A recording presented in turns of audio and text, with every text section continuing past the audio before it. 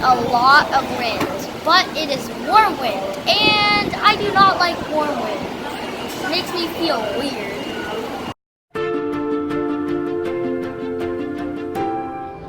So we're here in Taipei after a very controlled flight. And the first thing we did was... Went to get these cool glasses. Yeah! Alright, now on to business. So I've actually been here a few times before. And 5 years ago, I was here with my older daughter, spending the summer with her here, learning Mandarin classes. And now it's my turn to spend the summer abroad to learn Mandarin. Yep, and be exposed to Asian culture. You know, we'll also get to hang out this summer, going to cool new places and stuff like that, so we'll report on that. For those of you who haven't been to Taipei, we'll share some general tips on our upcoming vlogs. We won't get into very typical touristy stuff because that's all over the internet already. Instead, what we like to do is cover off some stuff that's off the beaten track. I especially like to go to places where the locals go. We'll definitely bring you local insider tips so you get the inside track when you're traveling. We'll share with you interesting places that we find and things that we love, like me, motorcycling, design, and of course food. There'll be things we like and things we don't like, but hey, we'll be honest with our reviews. Taipei is a great base if you're planning to explore Taiwan. It's got all the modern city amenities, and there are many day trip sites you can get to within 1 to 2 hours. The southern cities, even Kaohsiung, is only about 2.5 hours away by train with a high-speed rail, so that's very convenient.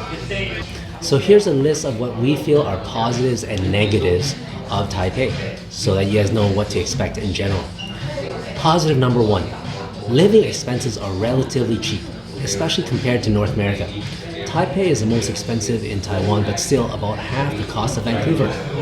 If you go south to Taichung or Tainan, it's even cheaper. People in Taipei complain because half of their salaries go to living expenses, while the cities in the south get to keep a bit more of their earnings.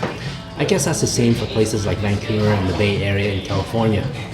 But hey, for us, coming over here to spend money, we're getting 50% discount already. So yeah, for us, it's cheap. Positive number 2.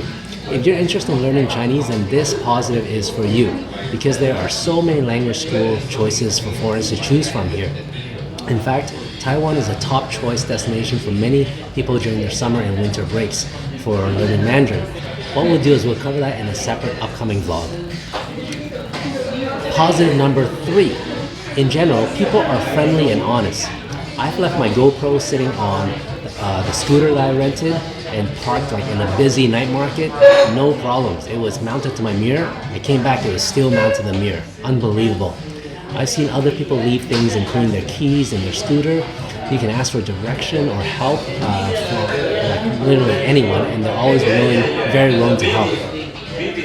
Their English is not very good, but they do learn it in school. So if you talk slow enough and mix in whatever Chinese you know, you can probably get around. Now, the younger generation will know more, so if you need to ask for directions, ask them. Every city that I've been to is very safe. The locals say that the smaller towns down south are the safest and friendliest, so this would mean that Taipei is probably worst of the bunch in comparison. But really, I spent a lot of time here in Taipei and feel it's super safe. So there you have it for overall safety. Positive number 4. The food is everywhere. Literally everywhere. It's really good, and it's really, really fast. Yep, from convenience stores like 7-Eleven and Family Mart to food stalls all over and bubble tea places almost every other shop, most food places will have AC unless they are a small stall, which could mean that you either eat outside if they have tables and chairs for you, or you take it to go. That's just how it is with the small mom and pop shops or the food stalls. But people love to eat and love to share with you. So if you ask the locals, they will point you to a good place to eat. A good local insider tip that I've gotten once is always look for the lineups. If you want to know where is good, look for the lineups and follow the lineups. Don't be deterred by the long lineups. They are very efficient here, so it moves very quickly. Almost all places that we've been trying here have been delicious. Positive number 5. Taipei's public transportation is super convenient and not too confusing. We'll share that with you in a separate vlog. You'll end up walking though with probably more than a home because it's much easier that way. But fortunately, that will help to offset some of the calories that you'll be packing on with all the good food you'll be eating. Now on to negatives. Negative number one, and probably the biggest one for me, is hot and humid, and they sometimes have heavy rain.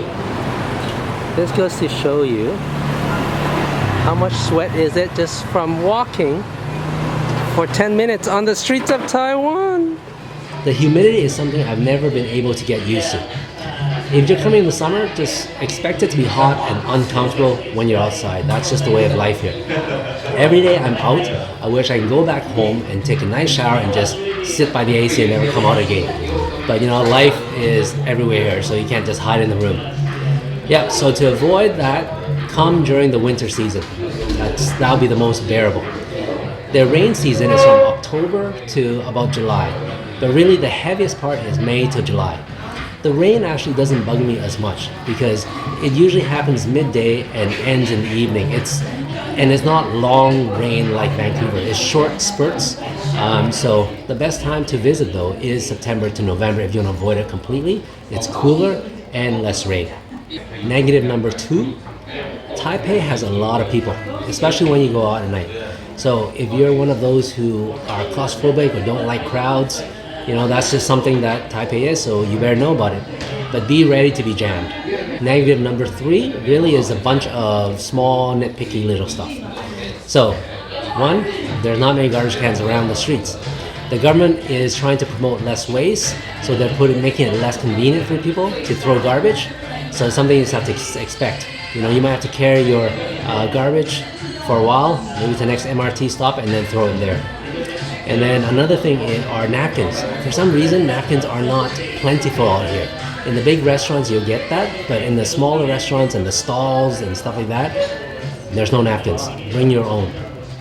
And then anything from you? Squat toilets. Oh yeah, squat toilets. So, if you don't already know, usually in Asia there's squat toilets, and sometimes they don't have toilets, so you need to be prepared for squat toilets. Yep. And another tip is that in some bathrooms I've been to, they don't have the toilet paper in the stall, so you need to grab it before you pull your pants down. Yeah, because paper is outside the stall. So by then you realize it's too late. All right, thank you. Last words? Please remember to like and subscribe and follow us for more upcoming videos, and please check out our channel. Thank you.